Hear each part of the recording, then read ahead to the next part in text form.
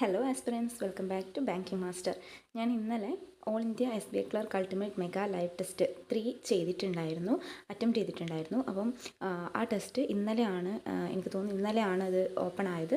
അപ്പം ഇന്നാണ് അതിൻ്റെ 9:30 PM അതിൻ്റെ റാങ്ക് അനൗൺസ് ചെയ്യുക. അപ്പം മാർക്കും സ്കോറും നമുക്കിവിടെ കാണുന്നുണ്ട്.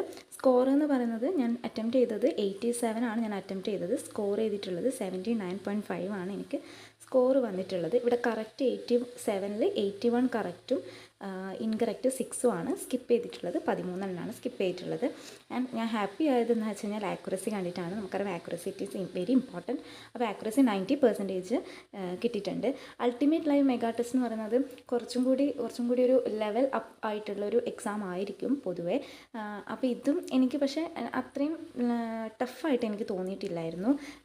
ചിലയാൾക്ക് എല്ലാവർക്കും ഈസി ആവണം എന്നില്ല, പക്ഷേ എൻ്റെ ഒരു പെർസ്പെക്റ്റീവിൽ എനിക്കത് അത്രയും ടഫായിട്ട് എനിക്ക് തോന്നിയിട്ടില്ല. മുമ്പത്തെ ഇപ്പോൾ IBPS P1ൻ്റെയും ലൈവ് ടെസ്റ്റ് ചെയ്തിട്ടുണ്ടായിരുന്നു, SBI ക്ലർക്കിൻ്റെ മുമ്പത്തെ മെഗാ ലൈവ് ടെസ്റ്റും ഒക്കെ ചെയ്തിട്ടുണ്ടായിരുന്നു. പക്ഷേ അതിനേക്കാൾ ഉപരി ഏറ്റവും കൂടുതൽ അറ്റംപ്റ്റ് കൊടുക്കാൻ വേണ്ടി പറ്റി എന്നുള്ളത് എനിക്ക് വളരെ സന്തോഷമുള്ള കാര്യമാണ്. കാരണം 87 അറ്റംപ്റ്റ്സ് കൊടുത്തിട്ടുണ്ട്. സ്കോർ വന്നിട്ട് അത്ര നെഗറ്റീവ് ഇൻകറക്റ്റ് 6 വന്നിട്ടുള്ളൂ. അത് ലെവൽ താഴെ തന്നെയാണ്. കാരണം വെച്ചാൽ കൂടുതൽ നെഗറ്റീവ് ഒന്നും വരാണ്ട് തന്നെ നോക്കാൻ വേണ്ടി പറ്റിയിട്ടുണ്ട്. അത് ഇംഗ്ലീഷിലായിരിക്കും തോന്നുന്നു. എൻ്റെ ഓർമ്മ ശരിയാണെങ്കിൽ ഇതിപ്പം സൊല്യൂഷനൊന്നും കാണിക്കാൻ വേണ്ടി പറ്റില്ല. അതിനി ഇപ്പം ഇത്ര മാത്രമേ നിങ്ങൾക്ക് കാണുന്ന ഈ ഒരു സ്ക്രീൻ മാത്രമേ നിങ്ങൾക്ക് എക്സാം കഴിഞ്ഞിട്ട് നമുക്ക് കിട്ടുള്ളൂ. ടെക്സ്റ്റ് ബുക്ക് എടുക്കാത്തവർക്ക് വേണ്ടിയിട്ടാണ് പറയുന്നത്. ടെക്സ്റ്റ് ബുക്കിലാണ് ലൈവ് ടെസ്റ്റ് ചെയ്യുന്നതെങ്കിൽ ഇങ്ങനെയായിരിക്കും നമുക്ക് ഫസ്റ്റ് കാണാം. ഇന്ന് സെപ്റ്റംബർ 10 ഇന്ന് 9:30 രാത്രി 9:30 റാങ്ക് അനൗൺസ് ചെയ്യുക. അപ്പോഴാണ് നമുക്ക് ബാക്കിയുള്ള ടെസ്റ്റുകൾ അറ്റൻഡ് ചെയ്ത പോലെ അനാലിസിസും സൊല്യൂഷൻസും കാണാൻ വേണ്ടി പറ്റും. അപ്പം എൻ്റെ ഒരു രീതിയിൽ ഇംഗ്ലീഷ് അത്യാവശ്യം കുഴപ്പമില്ലാത്തതാണ്. പക്ഷെ ഞാൻ അധികം അറ്റംപ്റ്റ്സ് ഒന്നും കൊടുത്തിട്ടില്ല. ഉറപ്പുള്ളത് മാത്രമേ അറ്റംപ്റ്റ് ചെയ്തിട്ടുള്ളൂ. പിന്നെ ക്വാണ്ടിറ്റേറ്റീവ് ഓക്കെ ആയിരുന്നു.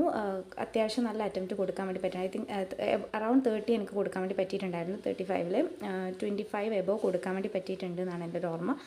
റീസണിങ് ഞാൻ മുഴുവൻ അറ്റംപ്റ്റ് ചെയ്തിട്ടുണ്ടായിരുന്നു. റീസണിങ് എല്ലാം ഈസി ആയിരുന്നു. അതിലൊരു ക്വസ്റ്റ്യൻ മാത്രമാണ് ഞാൻ ലാസ്റ്റിലേക്ക് മാറ്റി വെച്ചിട്ടുണ്ടായിരുന്നത്. അത് ഒരു 3 ലെറ്റർ ആൽഫബറ്റിക് ഓർഡർ തന്നിട്ട് അതിൽ ഓഡ് വൺ ഔട്ട് ചെയ്താണെന്ന് ചോദിച്ചിട്ടുണ്ടായിരുന്നു. അത് കുറച്ച് കൺഫ്യൂഷനായിരുന്നു. പക്ഷേ ഈ ലാസ്റ്റത്തെ 2 ലെറ്റേഴ്സ് തമ്മിൽ ഒരാളുടെ ഗ്യാപ്പേ ഉണ്ടായിരുന്നുള്ളൂ. ബാക്കി 4 ഒന്നിൽ മാത്രമാണ് 2 ആളുടെ ഗ്യാപ്പ് ഉണ്ടായിരുന്നത്. ഇപ്പോൾ ഇവിടെ LMN അങ്ങനെയാണല്ലോ. അപ്പോൾ M ആണ് ഇവിടെ ഇടയിലുള്ളത്. അപ്പോൾ 1 മാത്രമേ ഉള്ളൂ. പക്ഷേ ഒന്നിൽ മാത്രം 2 ഉണ്ടായിരുന്നു. അപ്പോൾ ഞാൻ ലാസ്റ്റ് ടൈം ബാക്കി വന്നുകൊണ്ട് ഞാൻ അതൊന്ന് ആ 2 വന്നതാണ് ഓടാണെന്ന് കൊടുത്തിട്ടുണ്ടായിരുന്നത്. കാരണം പെട്ടെന്ന് നോക്കുമ്പോൾ വേറൊരു ഇതും കണ്ടിട്ടില്ല, അങ്ങനെ ചെയ്തിട്ടുണ്ടായിരുന്നു. അപ്പോൾ അതുകൊണ്ട് റീസണിങ് 35 ഔട്ട് ഓഫ് 35 തന്നെ അറ്റംപ്റ്റ് ചെയ്തിട്ടുണ്ട്. അപ്പോൾ ഇത് റോങ് ആണോ ശരിയാണോ, ഇനിയിപ്പോൾ 6ഉം ഇംഗ്ലീഷ് തന്നെയാണോ തെറ്റ് എന്നുള്ളത് എൻ്റെ ഒരു തോന്നുന്നത് 6 ഇൻകറക്റ്റ് എന്നത് ഇംഗ്ലീഷ് തന്നെ ആയിരിക്കണം എന്നാണ് എൻ്റെ ഒരു വിശ്വാസം എന്ന് പറയുന്നത്. കാരണം ഇംഗ്ലീഷിൽ മാത്രമേ അങ്ങനെ വരാറുള്ളൂ. മറ്റേ ന്യൂമറിക്കൽ എബിലിറ്റിയിലും റീസണിങ് എബിലിറ്റിയിലും 100% ആക്യുറസി ഉണ്ടാവാറുണ്ട്. ഓക്കെ, അപ്പോൾ നമുക്ക് ഇന്ന് രാത്രി അറിയാൻ വേണ്ടി പറ്റും ഏതൊക്കെയാണ് തെറ്റുള്ളതെന്ന്. അപ്പോൾ എൻ്റെ സ്കോർ വന്നിട്ടുള്ളത് 79.5 ആണ്. SBI ക്ലർക്കിൻ്റെ കഴിഞ്ഞ വർഷത്തെ കട്ട് ഓഫ് എന്ന് പറയുന്നത് 64 ആണെന്ന് തോന്നുന്നു വന്നത്. അപ്പോൾ അത് വെച്ച് നോക്കുമ്പോൾ നമ്മൾ എപ്പോഴും ഒരു 70 സ്കോർ ചെയ്യാൻ വേണ്ടി ശ്രമിക്കണം. അതാണ് ഒരു സേഫ് സ്കോർ എന്ന് പറയുന്നത് എന്നെ സംബന്ധിച്ചിടത്തോളം. അപ്പോൾ 70 സ്കോർ ചെയ്യണം എന്നുള്ളൊരു ഇതിലാണ് നമ്മൾ എക്സാം തുടങ്ങുമ്പോൾ തന്നെ മൈൻഡ് സെറ്റ് വെച്ചിട്ടുണ്ടാവുക. അറ്റംപ്റ്റ്സ് ഞാൻ കഴിഞ്ഞ വീഡിയോയിലൊന്നും പറഞ്ഞ പോലെ അറ്റംപ്റ്റ്സ് നമുക്ക് എപ്പോഴും നോക്കാനൊന്നും പറ്റില്ല. അറ്റംപ്റ്റ്സ് കൗണ്ട് ചെയ്തുകൊണ്ടിരിക്കാനൊന്നും പറ്റില്ല. അത്രയും സമയമൊന്നുമില്ല. ലാസ്റ്റ് എല്ലാം അറ്റംപ്റ്റ് ചെയ്ത് കഴിയുമ്പോൾ ലാസ്റ്റത്തെ സ്ക്രീനിലാണ് നമ്മൾ അനാലിസിയിലാണ് ഇത്രയും അറ്റംപ്റ്റ്സ് കൊടുത്തിട്ടുണ്ട് എന്ന് കാണാം. അപ്പോൾ ഇത്രയും എക്സാം എഴുതിയതിൽ എൻ്റെ അറ്റംപ്റ്റ് ഏകദേശം 80 എബോവ് പോയിട്ടുണ്ട്. എന്തായാലും 70 എബോവ് ചെയ്തിട്ടുണ്ട്. കുറച്ചും കൂടി എളുപ്പമുള്ളതിൽ 80 എബോവ് ചെയ്തിട്ടുണ്ട്.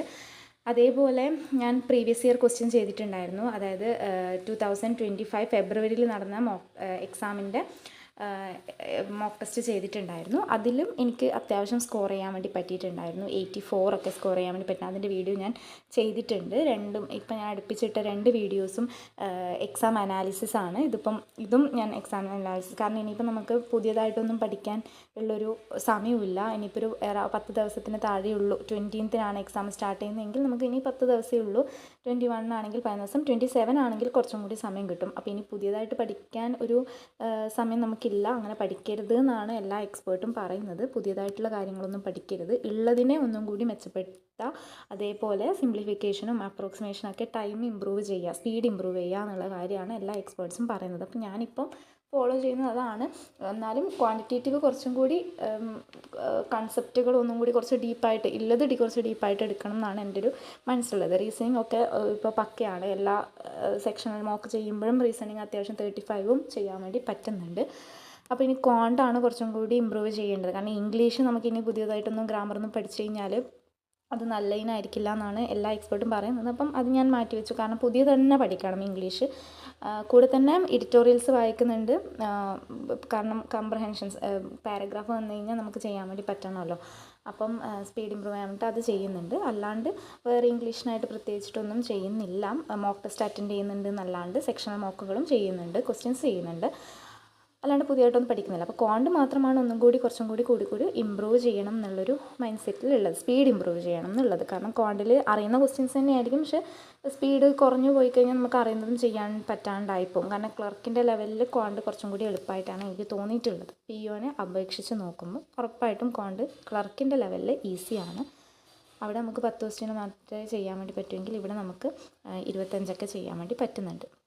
ഓക്കെ, അപ്പോൾ അടുത്ത മോക്ക് ടെസ്റ്റ് ചെയ്തിട്ടാകുമ്പം അതിൻ്റെ റിസൾട്ടായിട്ട് ഞാൻ വരുന്നതായിരിക്കും. അടുത്ത വീഡിയോയിൽ കാണാം. Okay, bye bye.